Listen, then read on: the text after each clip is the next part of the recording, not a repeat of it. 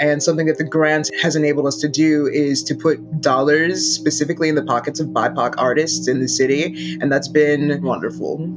But have you ever thought, what if this is all just a dream? Welcome to Creativity Squared. Discover how creatives are collaborating with artificial intelligence in your inbox, on YouTube, and on your preferred podcast platform. Hi, I'm Helen Todd, your host, and I'm so excited to have you join the weekly conversations I'm having with amazing pioneers in the space. The intention of these conversations is to ignite our collective imagination at the intersection of AI and creativity to envision a world where artists thrive.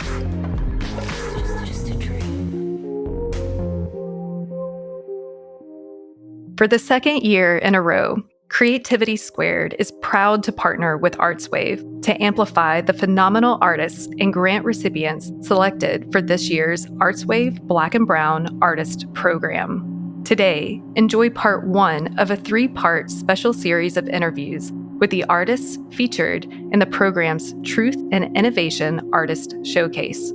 You'll hear about their work, the world they want to live in, and their truth expressed through their art. My name is Emily Hanako Momohara. My name is Ingrid Woode. My name is Faith Marie Lewis. My name is Gauravi Shah. My name is Tatiana Godfrey. My name is Lisa Merida-Paytes. My name is Sarah Rodriguez. The Showcase's visual arts exhibition is open through August 8th at the Clifton Cultural Arts Center. The Be Still citywide augmented reality portrait exhibition is available to experience through September 22nd.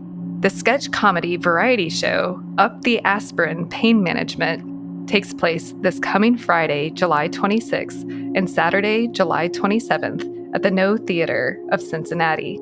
For more information and the full video versions of these conversations, visit creativitysquared.com. From episode 9 on the show, Janice Liebenberg, who served as the Vice President of Equitable Arts Advancement at ArtsWave, shared.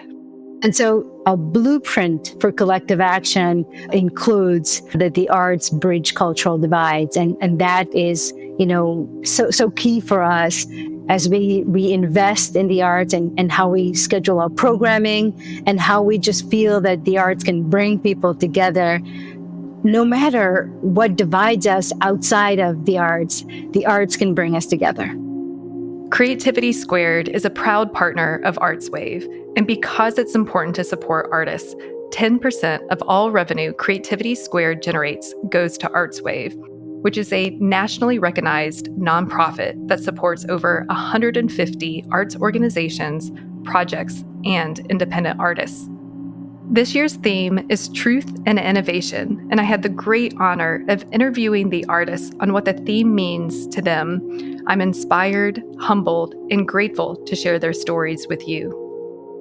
The intention of these interviews is to give these talented artists another platform to share their art and the truth expressed through it, as you never know what ripples will turn into waves. If you're interested in working with, featuring, or supporting these artists, please don't be shy about it. With that, here are the vignettes of our conversations. Enjoy.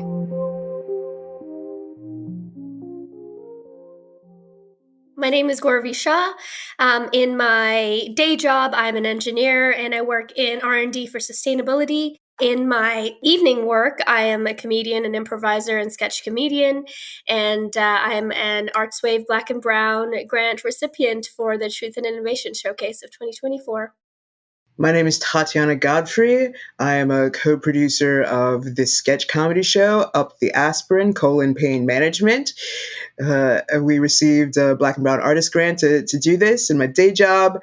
I am the literary manager at the Cincinnati Playhouse in the Park. I read plays for a living. And also another job that I have is comedy. I'd consider myself a professional comedian. So our sketch comedy show is called Up the Aspirin, Pain Management. It is a comedic, lighthearted, yet hard-hitting show, kind of going through the experiences of people of color through the American healthcare system and kind of hitting on topics such as health insurance to poverty to, just to struggling on waiting lists to drug addiction and rehab. It kind of hits all of these really, really serious topics, but in as comedic a tone as we were able to do. Yeah, there's some things that are pretty hard hitting. That's something that we really wanted to take seriously. The idea of if you're a person of color and you're going through the medical system, things can be difficult, but also some of the things are just silly and stupid. And I think there's a nice balance of both of those. So I was a grant recipient of the same grant in 2020, leading to the 2021 showcase, and that theme was truth and reconciliation. So we created a show called Truth and Sketch Conciliation. Very creative name, I know, but that was a comedic show. I wanted to do that sort of same structure again, and this time I decided to partner with Tatiana. She was part of the previous show, but this time we're co-producers because of her writing expertise and expertise in the theater space. So working together has been fantastic. We do have a group of 8 people together, and we're working to put this sketch comedy show. It's written and produced by all 8 people together. So in terms of the components of the show, it's about 30 different sketches, including some musical numbers, including some short pieces, some longer pieces, just all comedic pieces put together. So that's why we call it a sketch variety show, because it is a variety of different sketches. But if you've watched something like Saturday Night Live, it's very similar to that. It's just played live on a stage. The other thing I quickly want to add is it's been great to come together and work and partner with some of our local theaters as well. We had a run in May at the Falcon Theater in Newport that was fantastic, and we're doing it again as part of the showcase at the No Theater. Sketch comedy is really where it lies. Some of them are musical parodies. I'm a big proponent of that. Part of my job was making sure that we had the people who were on board. We reached out to actors and funny people who are local, who are also BIPOC, and who we know would do a great job in generating scripts, generating sketches, and then putting them on their feet. So we not only wrote all of them, but we're performing all of these too amongst the 8 of us. And something that the grant has enabled us to do is to put dollars specifically in the pockets of BIPOC artists in the city. And that's been wonderful. So what I was told when I got the briefing from the grant providers is it's truth and innovation with a focus on healthcare and the healthcare system in the United States. The repercussions of the pandemic, kind of going into what does healthcare mean for people of color and how do we make healthcare equitable to all of us? And that's kind of what I took from truth and innovation. We have a lot of new developments happening in healthcare. For example, AI is being used all the time. There's a lot of consequences of new innovations, specifically to people of color. For example, AI is known to be discriminatory at this point based on who you are and what you look like. And so we just wanted to kind of dig into some of those points and say, hey, not only the healthcare system, but also where's the healthcare system going towards in the future? And how does that continue to impact people of color?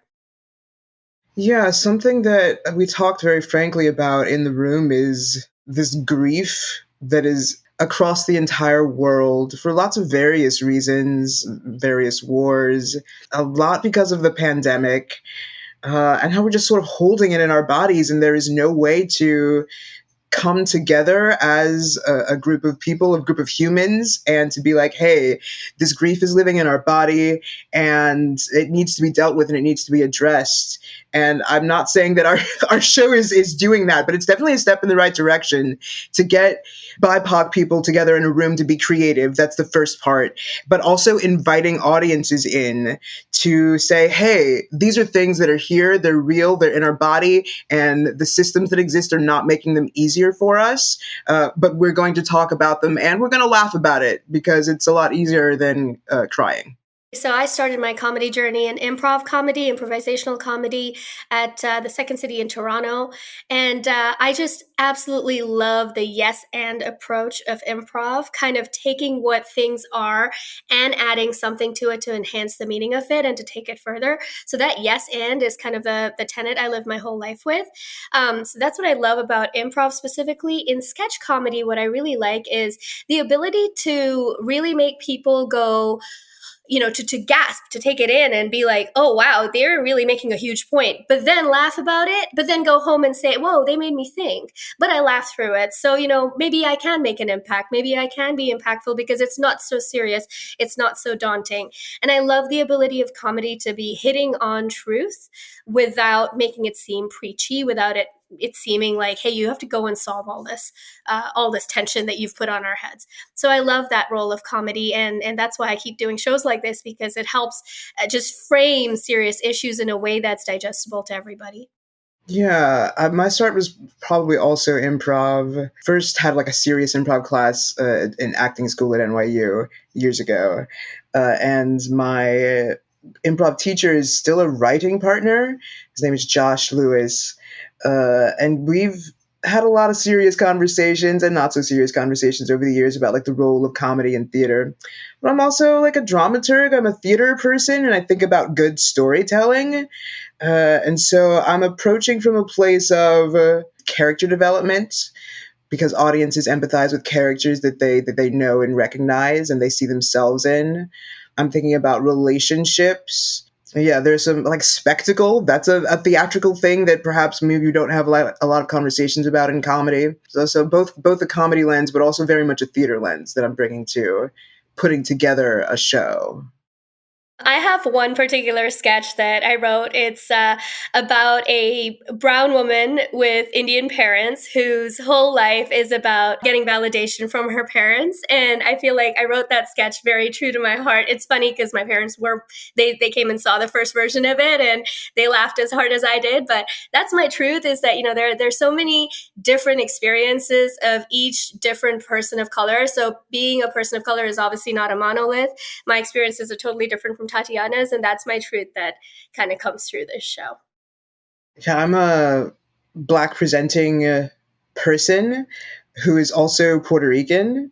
And I have a character that is very much based on my Puerto Rican grandmother, who has this thick Puerto Rican accent and uses folk remedies. I think I called the sketch Puerto Rican Doctor. But that's definitely like pulling from my mother, Lillian, her mother, Doña Luz Perez, and my great-grandmother, Maria Guzman.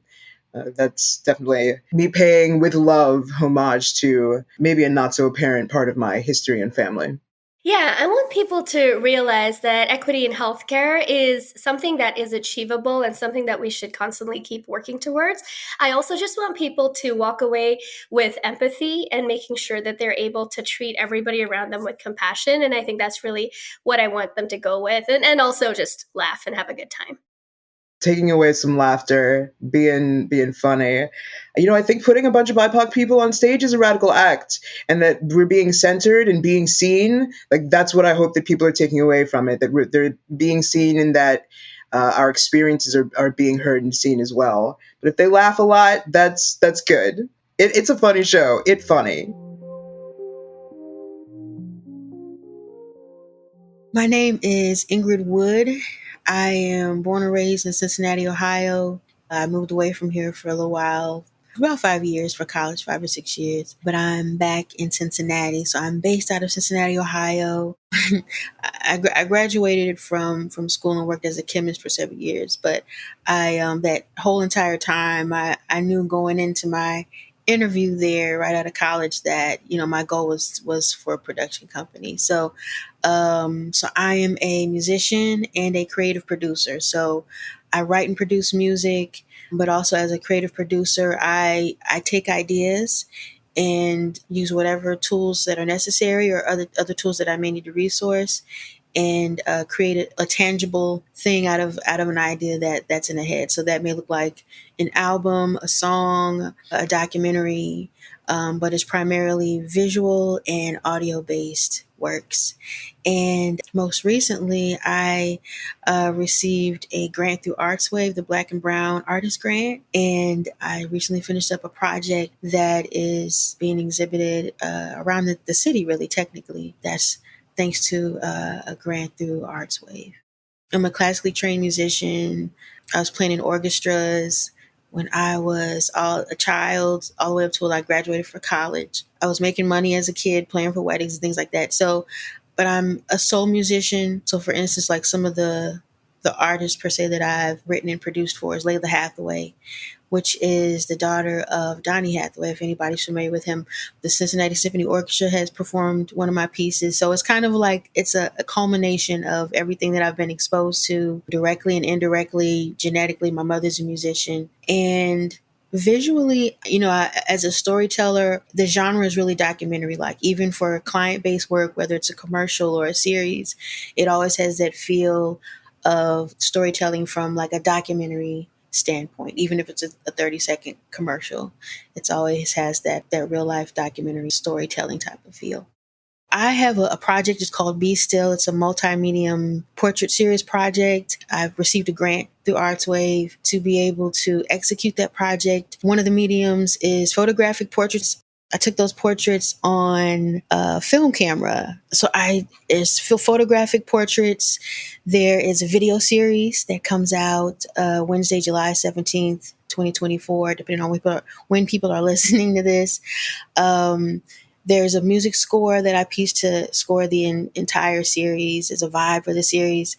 And then there's the tech side. So with the tech side, I've built the portraits into 3D forms. I work a lot in 3D also. So I've taken their portraits, built them into 3D, and I placed them into a VR gallery that I built. And then also augmented reality. So the portraits, people can have fun with augmented reality. So if you're in Cincinnati or come to Cincinnati, up to August 8th, 2024. There'll probably be in different galleries and places after that. But there's an augmented reality piece where you can have fun with the physical portraits in the gallery. That one is image specific. So you click a link and it has to be over that specific portrait and it will come to life. Something will come out at you for you to see and have fun with. And then around the city, I've basically taken those portraits and placed them in really cool spots around the city, popular parks, museums. We have a place called the Banks in Cincinnati, but just a lot of different places around the city of Cincinnati where it's location specific. So you have to be in a specific location. You click a link on my website and the augmented reality, that digital layer will come up in your real life layer and you'll be able to have fun with the portraits. And it's all with your phone. You can tap on different things and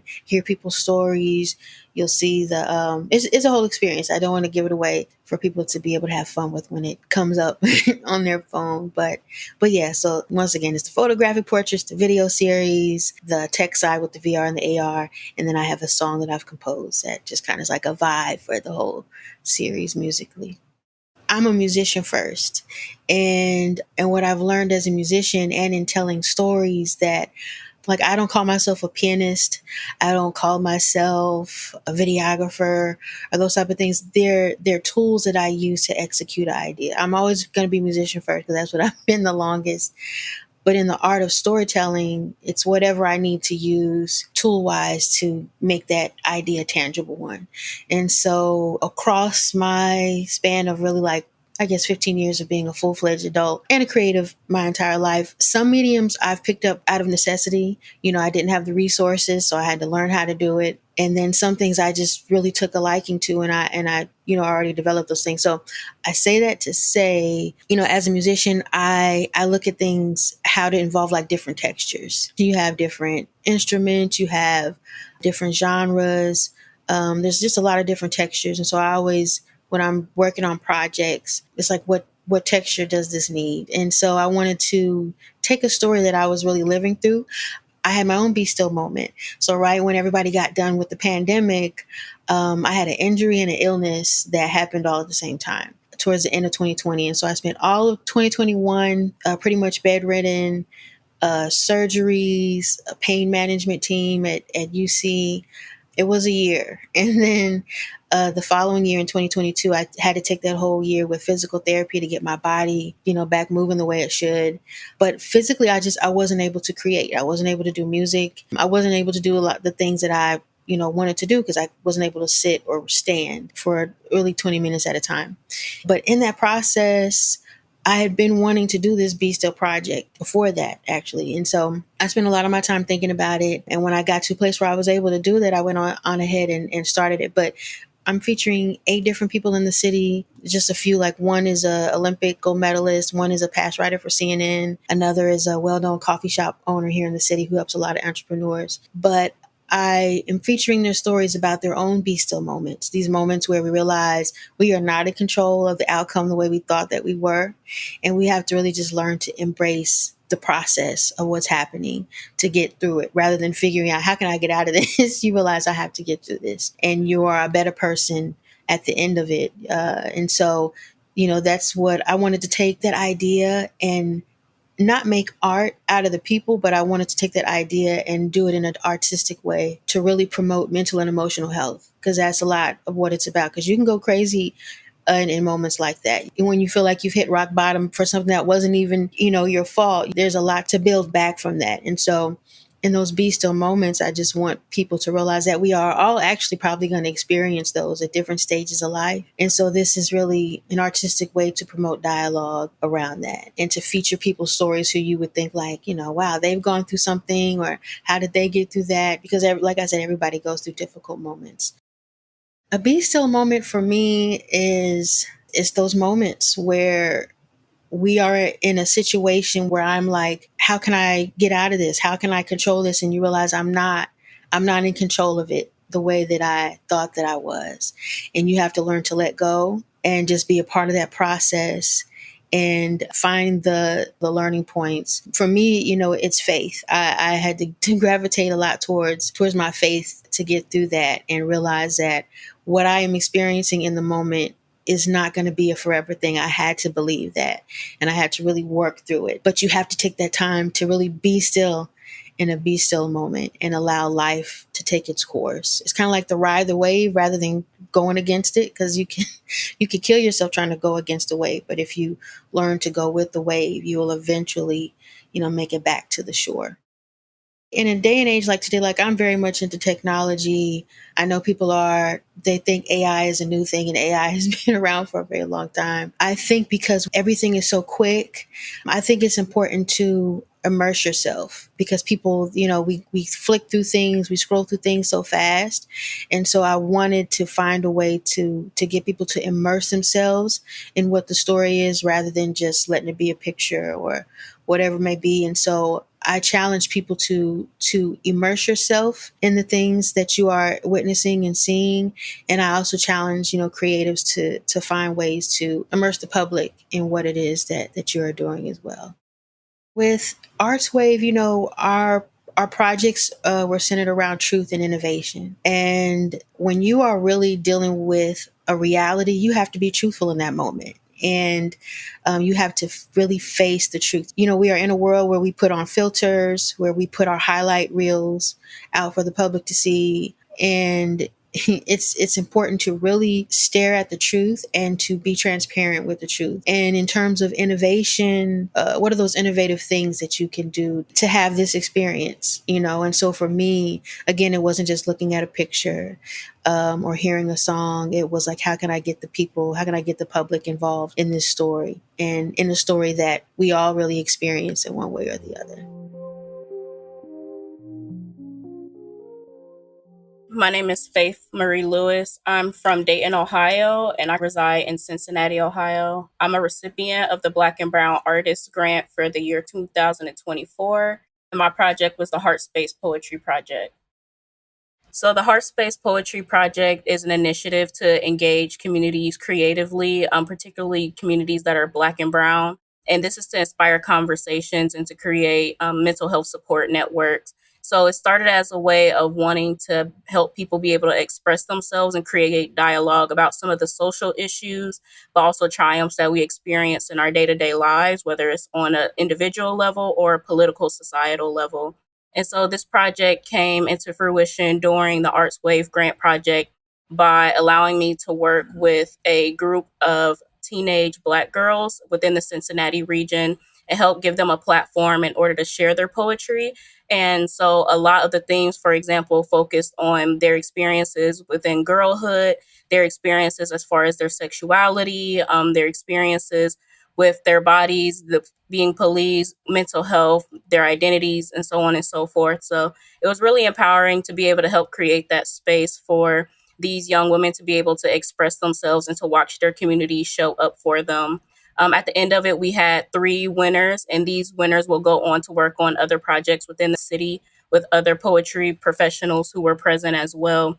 And so after working on that aspect of the project, it kind of culminated into a visual piece where I wanted to take some of those themes that cropped up during the poetry performances, but also as my own experience, because a large part of it was about the expression of anger and emotions, in which a lot of girls and women, particularly Black girls and women, are taught is inappropriate and aggressive, and as a masculine trait that's not valuable within women and feminine people. And so it was important for me to be able to show that within rage, there's also compassion, there's also a place for advocacy, there's a place for change. And I wanted to communicate that not only through the HeartSpace Poetry Project by providing a space for these girls to share their stories, but also within the final piece by kind of culminating some of the written pieces by Black women who have inspired me, such as Maya Angelou, Brittany Cooper, who wrote Eloquent Rage. And then there was also another writer called Soraya Chamek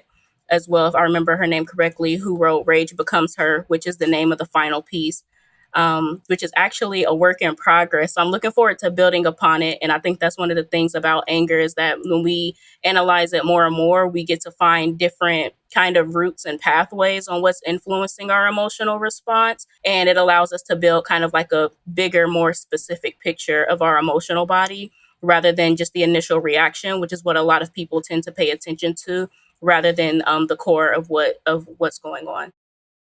The final exhibition, I'm excited because it took a little brain power for me to decide how I was going to show this visually, because poetry is a very oral kind of like art form. And so the first thing I did was kind of like go to this like fabric store, and I'm just looking at all these different kinds of fabric. And so that's one of the main kind of aspects of the visual work, is that it uses fabric, because I wanted to once again touch on these different textures, these different kind of backgrounds, and these different kinds of like cotton, like linen and canvas, and really kind of bring to life the way that emotions can be varied, whether it's smooth or rough or bumpy. Or so what the canvas looks like itself, it's I believe 30 by 34, but it has a stretch of fabric pulled over it as the background, and it has like images of trees, and if you look closely, there's like little foxes running through the background,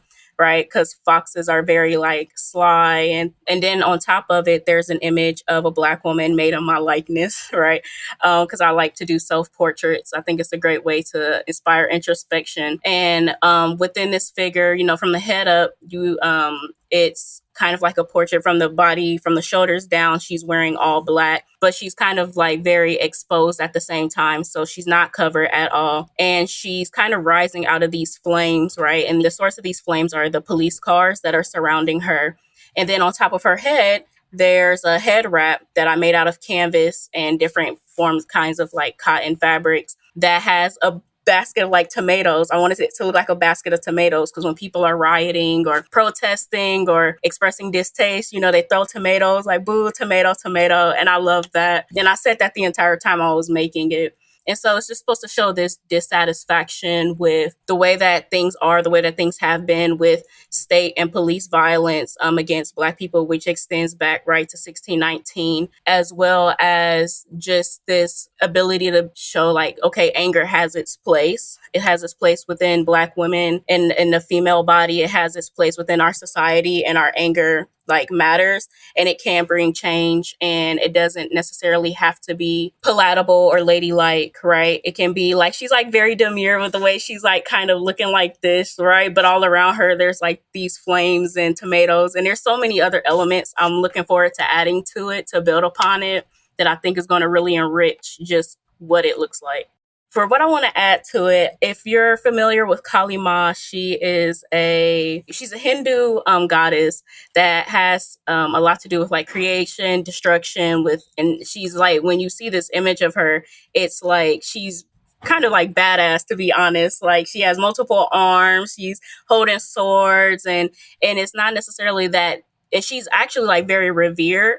In this culture, across cultures, really, even people outside of the Hindu religion look at Kali Ma as a symbol of like just feminine empowerment, feminine rage, And so I'm not, the most schooled, right, in like Hindu culture, but one of the writers that once again inspired this project, her name is Soraya Chimali. She wrote this book called Rage Becomes Her, which kind of goes through the experiences of girls and women when it comes to expressing anger and how we internalize it instead, which results in a lot of social injustices, but as well as chronic issues with our health and our whether it's physical or mental.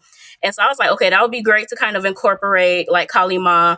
And then, which I want to add other arms to there, like as well. One of them, she's holding a bolt of lightning. That bolt of lightning is inspired by Oya, who is a Yoruba goddess from West Africa, who also has roots in other religions and spiritualities of the African diaspora. But she is the goddess of like tornadoes and winds and storms. So also somebody who is very like connected with being assertive, being, I would say, aggressive, but really having this like kind of rage to her, but also once again being like revered. So I want that bolt of lightning. I want those multiple arms, and I'm still thinking about what else is going to be on her hand. Maybe I'll add another tomato in her hand, and then there's going to be another poem I hope to inscribe by Maya Angelou. This poem is called The Mothering Blackness, which when I read it, I was like, this is perfect. So I want to incorporate that too, maybe along the borders with some more cloth strips or some like white paint marker to make it have that graffiti feel, to kind of bring some more of that urban touch into it. With the accompanying piece, I made with fabrics, which are hung over a room divider that's made of wood. I really wanted to work with fabric. It's something that's been interesting me for a while. And it kind of reminds me of like the connection that Black people and really the United States has with cotton, right? And how important it's been to like basically the tapestry of our nation, right? And also our social relationships and who we are as people. And then I also was thinking about kind of the freedom quilts that are a popular topic amongst like when it comes to speaking about the Underground Railroad and whether or not they played the role in helping lead people, enslaved Black people to freedom when it came to traveling the Underground Railroad. I wanted to make a quilt. Instead, I took these pieces of fabric and onto them, I trying to transpose like different writings. It was poems by myself that I've made over the years. There were poems by Maya Angelou, such as like I Know Why a Caged Bird Sings, A Mothering Blackness. There were quotes by Brittany Cooper, who wrote Eloquent Rage, A Black Woman's Superpower. And then there were also, I believe, some quotes from Soraya Chimali as well. And so I kind of hung those over. And really, that's one of the things is that if I had been able to do this as a performance piece, I wanted it to look like a vanity, like an armoire, like somebody's getting dressed behind this and I'm performing these pieces while you kind of get to see like the painting, and there would be a stool, for example, and then there would be like maybe a basket. I would have liked to have like some cotton or clothes in there just to kind of have this bedroom feel where you're getting this kind of intimate insight as somebody's processing like their emotions of the day.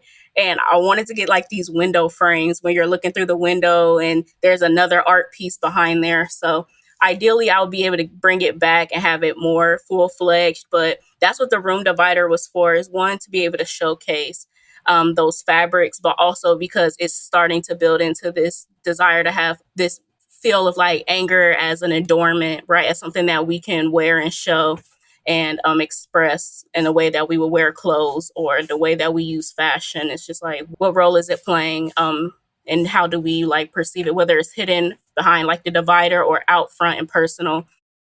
My truth that's expressed through this piece is that I am an angry Black woman. I don't think that I'm alone in being an angry Black woman. I don't think I'm alone in being an angry woman, an angry feminine person, however you identify. I think that a lot of people, especially those who have been assigned female at birth, are taught to suppress the way that they feel. And I did that so long throughout my life that it came to a point in my adulthood where it became harder to regulate my emotions because I realized what I thought was emotional regulation was emotional suppression. And so then it's like, as an adult, having to start that journey of developing this kind of maturity and to be able to look closely at what you're feeling and to be able to dissect it. I intellectualize a lot, right? But some of the challenge for me is to be able to feel it freely and to be able to do it in a way that's responsible and that's where I can remain accountable even in the present moment that I'm feeling it. So that's why it's present. I've also had interactions with the police as well from a young child, whether it's being like pulled over with my like a family member in the car and it was being my first kind of contact with them, to watching the videos of Trayvon Martin in the news, around the years that a lot of the Black Lives Matter movement started to gain traction, to kind of some of the more current protests with George Floyd and Breonna Taylor and things like that. And then once again, my own experience in which I was accosted by police on campus after I had been identified as a student at the university, and the situation was escalated as I was being yelled at, and there was some aggression present. And eventually it led me to be arrested for trespassing on a campus that I had been going to for 6 years, right after I had been given permission by staff to be there with my emotional support animal, which had led to that interaction. So, and after that, I just didn't know what. I felt like it was wrong, right, to express my anger. I've had a few more situations since then where I realized that it's because I'm a Black woman, it's because I'm a woman, and it's because I'm Black, depending on the situation, right? Because this can also happen within communities as well, that we're police and that we're expected to contain ourselves when we're facing an injustice or a discomfort that we want to advocate against. I feel like some of that within the anger is a fear, right? That our boundaries have been overstepped, that we're going to have to be on the defensive and things like that. Or if you want to be an artist, or if you want to be part of a conversation, that there's an anxiety that you don't have anything to add, or nobody wants to hear from you. And I just think that that kind of approach means that it'll never change, that those spaces will also always continue to exist. There had to be somebody who was willing to disrupt the status quo, who was willing to disrupt kind of those inner voices that want to contain us and hold us back, because that's what we heard growing up. So I would say do it scared, and I would say own your anger as well, and own it in a way that it can make a change, the change that you want to see, and a change that's hopefully beneficial for the collective, even if it's just holding other people accountable for the way that they treat you and the way that they perceive you. And take ownership that at the end of the day, your life, your path is your own. When it comes to being an angry Black woman, right, who wants to express her anger and encourage other Black women and other women of color and people assigned female at birth to really own their emotional body and to express it without worrying about making other people feel uncomfortable. I think it does come with the lightness, because you shed the burden of having those expectations and internalizing them and then weaponizing them against yourself. And it kind of helps create this mindfulness. And so one of the things that I've been focusing on, I've always been like this. I've always been more reserved. I'm the oldest daughter of like 6 children. So I've always been more reserved. I think it's those moments when I do have to feel my emotions that I find that I need the most balance. And so that comes with me being able to also notice what is like required. When will my like anger or my rage benefit me, right? Because if I'm giving it to somebody who wants to exploit it, then it really kind of does nothing for me. And I think it does help me go throughout the day where I'm like, that annoys me, but it doesn't work me up in the way that it used to, which is definitely helpful during rush hour traffic. Yeah, it does come with the lightness, and it also comes with the frustration, because when you start to know better, you have to start to kind of like act with a little more accountability for yourself, because you know that you want to express yourself or be a certain way, which can be frustrating, right? Because we're still human. So yeah, right now I would say, because we're in a space where we're having like a dialogue, and because I could talk about this and I've been able to like meditate on it, I've been able to kind of really be more open about speaking on anger. It's more fluid, and I do kind of feel lighter in my day to day, even though I still frequently, right, have my moments of anger, frustration crop up. Hi, my name is Lisa Merida-Paytes, and I'm a 2024 ArtsWave Black and Brown recipient. I am a visual artist who's based in Cincinnati, Ohio. Currently, I'm working with mixed media. working a lot with paper, weaving and thatching the paper together, adding patchwork techniques of glass and ceramic hand building techniques as well. The pieces are very light and grounded in traditional plain and negative Hispanic weaving techniques. My piece is entitled Flow Flux for the ArtsWave showcase this year. And it's a site-specific installation that's installed at the Clifton Cultural Arts Center.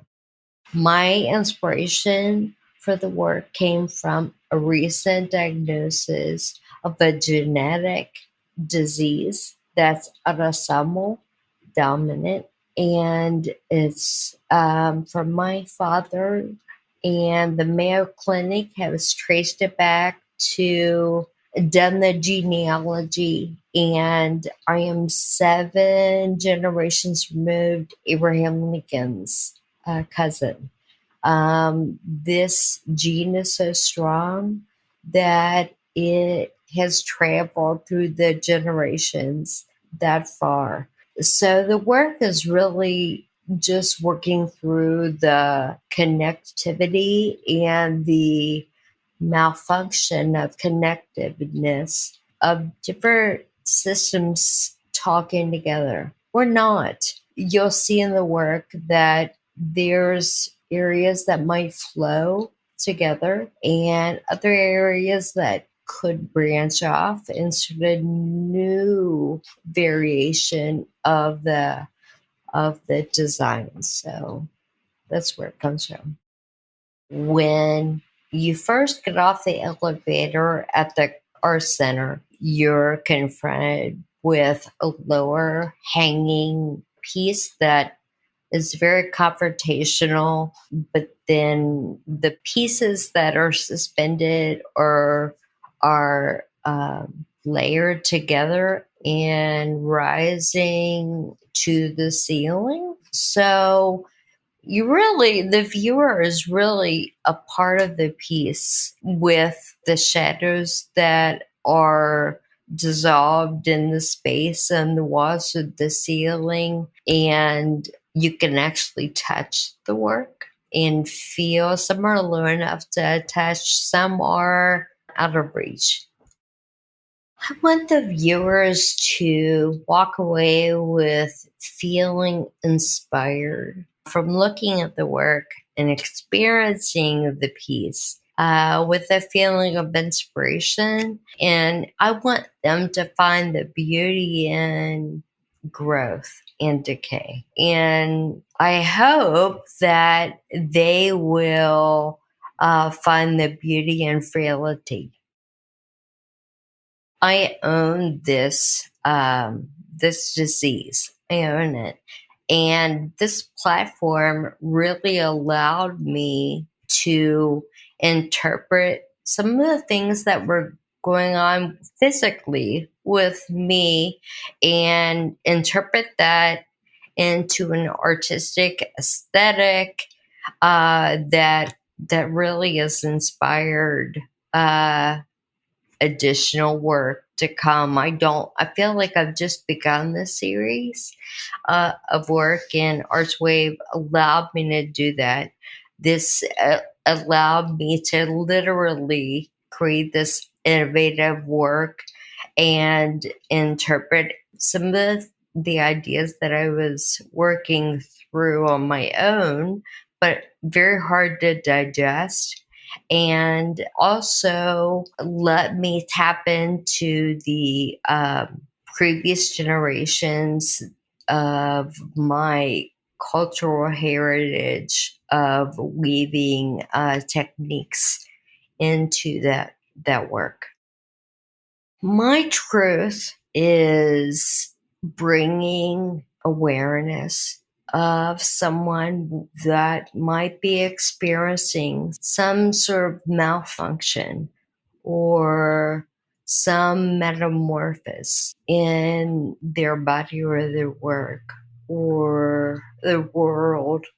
And I really want this work to not only speak about my personal journey, but the connectiveness of us all and how we can all work together to create something better.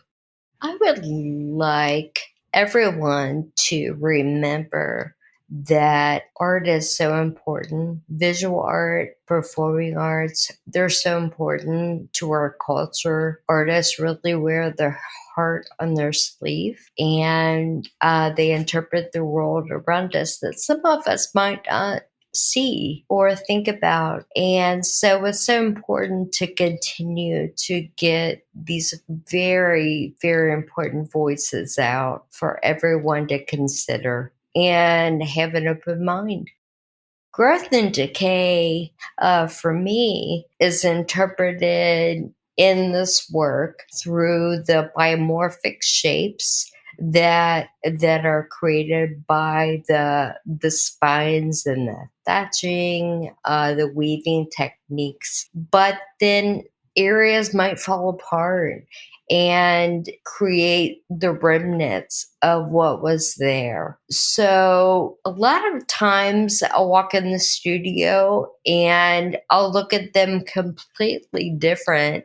Where I think a piece might be growing, it might look like it's the remainder of something and almost a pirin for what was lived and what was there. Hey, my name is Hanako Momohara, and I'm an artist. I'm an educator. I'm a professor of studio arts at the Art Academy of Cincinnati, where I also serve as the head of photography and the interim studio arts chairperson. I am so pleased to be a recipient of the Truth and Innovation grants from ArtsWave. I mainly work in photography, but I do a lot of film and video and sculpture as my piece is displayed in the gallery at the Clifton Cultural Arts Center is a very sculptural piece that uses photographs. I say I also use quite a bit of collage, I think, in my work as well. The piece that's in the Arts and Innovation Showcase for ArtsWave is part of a 3-piece series called Mother's Tongue. This piece is a word that is gaman. We don't really have a word for it, but the title gaman, if you were to translate it in English, would mean something like silent endurance for your family or for, the good of others. And that term is used quite a bit in the Japanese American community around the incarceration that happened during World War II. So 125,000 people on the West Coast were put into camps based on their ethnic background. My grandmother, who was born in the United States, was one of those people, as well as her whole family and my great-grandparents who immigrated here from Japan. That idea of enduring is very prevalent within the community and my family regarding their experience. The piece that I made is actually the character pulling them apart and looking at the radicals of what those characters mean. I don't know if the audience understands what referential type of language is, but in Japanese kanji, the characters often are pictographic, or they are one character represents a word. So a word can be compiled with a bunch of different characters. So we break apart those characters and I wrap them all in imagery from the camp of the actual earth. And those characters have fallen into a pile and they're sitting on the ground of the gallery. The 3 pieces that are part of Mother's Tongue, the first piece, Gaman, is in the exhibition, the showcase.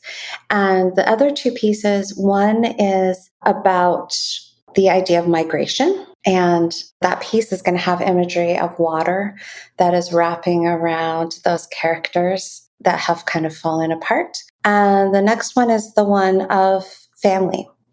So, and that is actually going to have plant imagery, so the idea of like a family tree, and they will have fallen, but they're going to be more leaning up against the wall so that they can have that vertical composition that our bodies, as it's a human word, family, can represent. The idea of truth and innovation is really interesting in the context of Black and Brown artists, because we have always had to innovate to be part of mainstream culture. There are aspects like education and the art world, neighborhoods, everything that you have to navigate that is not made for you specifically. So innovation is just, I think, part of the way in which we live, or I live specifically. At the reception, it was really interesting. A local curator had said to me, wow, this work is so different. Every time I see your work, you're using photographs in a different way. This idea of the photograph wrapping around a character in Japanese, right? And having that be a physical form. And I think that that's what art does best, right? Is that it shows us these things that maybe we can't conceive of, and it allows us a different entry point into the idea of endurance and sacrifice for family, or migration, etc. That my work has to do with. I think for me, my truth in this work is the legacy, that I am not the singular entity that exists in the world, but that I am part of a lineage of people that came before me, who paved the way for me. I'm half Japanese and half mostly British. There's this British saying on their money that says "standing on the shoulders of giants," and I feel like I have a lot of giants that I rely on to create the work that I make. I think that if folks walk away from our conversation and are more curious about different cultures, different segments of the Cincinnati population or our country's population, I think that that's a good thing. I'm bringing to it my specific story, which is probably different from most of our viewers. And so if people are just curious and a little more understanding of each other, that's my goal. My name's Sarah Rodriguez. I'm an artist and art educator in the Cincinnati region. I'm currently the academic advisor for the Art and Design Department with the School of the Arts at Northern Kentucky University. And I'm here to talk about the ArtsWave Black and Brown grant for 2024. So I work a lot with collage, just paper cut collage. And because of my background in art education, I really think about how do we tell each other's stories as well as our own. And so this piece that I created for the ArtsWave grant was about bringing people together through art in hopes that art can create a sense of repair in the neighborhoods, across neighborhoods that oftentimes might have differences, whether that be cultural, racial, economic. And so using art as a tool to build relationships and connection with each other. But in my own work, I often try to think about that with when I'm doing individual or solo work, and then as well as how we as people connect to each other and nature. And so in the piece, it's very landscape based as well. So with the PatchWORK piece, it's a community arts project, and I used large sheets of paper that were shaped like some of the West Side neighborhoods. And that went across Sailor Park, Riverside, Sedamsville, Westwood, Price Hill, and Delhi Township. And then they were in big sheets of paper that were just like the topographical map. And then those pieces were taken to different workshops in those various neighborhoods and collaged on top of with lots of different colorful paper. And people were asked to create little vignettes of their favorite places or their favorite people in their neighborhood. And then after all the workshops were finished, I took the pieces and put them together into one almost tapestry-like collage that's about 14 by 15 feet, really irregular shaped, and kind of took on its own kind of amorphous shape there that doesn't necessarily reference the map exactly, but kind of took its own breath. And it's very colorful. and really showcases those individual neighborhoods. And then I individually collaged specific landmarks to really kind of and landscape to kind of bring the pieces together. So the inspiration for this piece was my background in art education, as well as I recently, in 2023, did a project with the Cincinnati Children's Hospital in color design. That project was really amazing because I got to take my collage pieces into the hospital and work with patients and their families to collaborate on the pieces. And so kind of a combination of community programming through art education, and then that project with the hospital kind of gave me the idea for how I can create this programming with my own work and my own techniques that I use, but do it on my side of town. So I'm a West Sider, a transplant, but I love the West Side. It makes me think of my hometown. And I wanted to celebrate the people that are my neighbors and get people who are making art, make art and help them be creative, even if they might not do it all the time. So it was really fun to kind of bring people together in this way and use art as a tool to do that. So that's kind of what spurred the idea is just a love for the West Side and making art with people. With this process, it's really rooted in my own practice of getting this love of paper as a material that really is, so basic. Like I love that art can be just a pencil and a piece of paper, or chalk on a sidewalk, or a rock on a sidewalk. I love that it can be simple like that. And so always trying to stick with that simplicity of paper and collage. And so with my process, I roll out big sheets of paper and I kind of fill it up with fields of color. And then that gets broken down and color coded, very art teacher of me, especially in this workshops for other people and working with the community. And then those kind of sheets of color become little tiny fragments and these little tiny pieces that end up making up the whole. And so that kind of is a metaphor for how I think about our community building, and collage really kind of mimics that in a way, where it's all these tiny things that kind of come together to create something greater. And so that's really what I think about in my own collages, and then was just emphasized even more by incorporating the community and asking people to be a part of this. And there was such an amazing response to it. And so getting to introduce them to new processes about art and how to think about art as not this like thing that's untouchable for them, but something that's very accessible to everybody. Theme being truth and innovation, what I loved about that was, and what spoke to me, was this idea of art being an innovative tool for healing, for repair. I found that a lot of the artists in the showcase had a lot of health almost based work, which I thought was really interesting once we all kind of got together. And so for me, I really thought about, again, like community healing. I live in Delhi Township, which is kind of, and all the neighborhoods I focused on are on the west side. So it kind of borders this space between urban and rural. And that's kind of where I grew up too, in my hometown, kind of in a little city. It's not really a city, but a little city, and then the country right there too.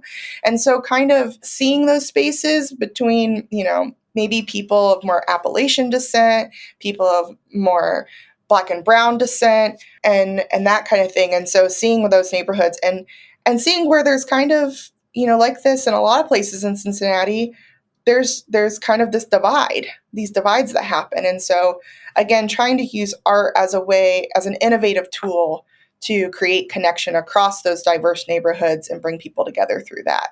So I love that at the end of this, that people who participated, or even just West Siders in general, can go up and say, oh my gosh, I know where that place is. Oh, I love how they did that because I recognize it, or I made that one.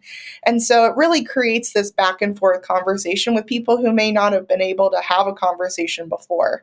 So that was kind of I think location and place is so important to me in my work, that it made sense to do something that really represented the uniqueness and vibrancy of the West Side neighborhoods. The one thing I would want people to take away from the piece is knowing that you can be creative, even if you don't think you are, to not be afraid to talk to your neighbors and organize independently, to fun things too, as well as, if you have initiatives that you want to take. But that art is really a powerful thing that can bring us together. It's a very human thing. And we all have a creative bug, even if we don't think we do. So don't be afraid to put yourself out there and get your hands a little messy. I think my truth that's expressed through the piece is really, part of my identity. My dad is from Mexico, and I grew up in, more rural white Ohio. And so I think that my truth is really the truth of a lot of people in my neighborhood, a lot of people in our country, where we come from different backgrounds, and that makes us who we are. And so I think my truth with this project is really allowing other people to be expressive. And through that, they allow me to be expressive of myself. And that we all have the ability to have these universal things that we love, like drawing a doodle, or these neighborhood spaces that we can come together. I hope they get a sense of wonder. I think sometimes, like the West Side, it has, people love it so much, and it has so much, a lot of families, like that's their spot, and I hope that it gives people an insight into the West Side, and they come feel curious about different places and spaces there and people, and that they want to come and explore on our side of town. But then also that they just get excited about seeing their city represented, or even just a part of it represented in a gallery space, because I love Cincinnati so much. It's just been such a beautiful home for me, and I love the arts community here. So I think it's a perfect representation of those two things together. Oh my goodness, where is the piece going to live after this exhibition? It doesn't have a home. So if anyone has any ideas, please reach out. I think I would love to keep it on the West Side. I think we need a big wall to really house it. I've considered what it would, and I've kind of been in conversation with people over the last week about what it would be like for the piece to be in different places. I work at a university, so it might be, maybe we can have it in the library for a little bit, or we can do, maybe the public library would take it for a little bit. So it could move around, but it also takes funding. So I'm a little bit, unsure of where it will live. Hopefully not rolled up like a burrito in my garage. That's the goal, to avoid that. But I would love to see it hanging in a public space where people can enjoy it anytime they want. So again, if anybody has any ideas, I'm open to and flexible to those for sure. Thank you for spending some time with us today. We're just getting started and would love your support. Subscribe to Creativity Squared on your preferred podcast platform and leave a review. It really helps. And I'd love to hear your feedback. What topics are you thinking about and want to dive into more? I invite you to visit creativitysquared.com to let me know. And while you're there, be sure to sign up for our free weekly newsletter so you can easily stay on top of all the latest news at the intersection of AI and creativity. Because it's so important to support artists, 10% of all revenue Creativity Squared generates will go to ArtsWave, a nationally recognized nonprofit that supports over 100 arts organizations. Become a premium newsletter subscriber or leave a tip on the website to support this project and ArtsWave. And premium newsletter subscribers will receive NFTs of episode cover art and more extras to say thank you for helping bring my dream to life. And a big, big thank you to everyone who's offered their time, energy, and encouragement and support so far. I really appreciate it from the bottom of my heart. This show is produced and made possible by the team at Play Audio Agency. Until next week, keep creating.